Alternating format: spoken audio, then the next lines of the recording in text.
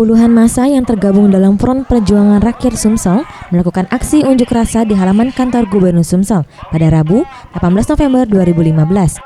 Menuntut Pemprov Sumsel untuk menindak tegas PT OK Pulp and Paper karena diduga melakukan pengrusakan hutan. Selain itu juga massa meminta penyerapan tenaga lokal diperbanyak karena selama ini yang bekerja di perusahaan ini banyak menggunakan tenaga kerja asing.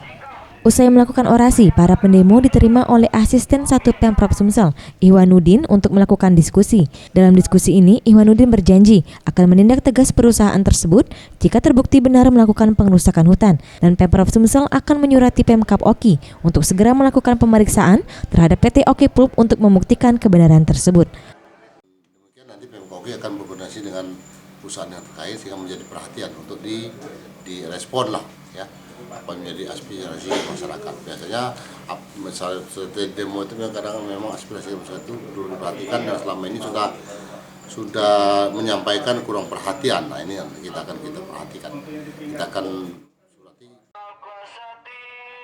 Para Dwi Satria, Rizky Hidayat, Sriwijaya TV.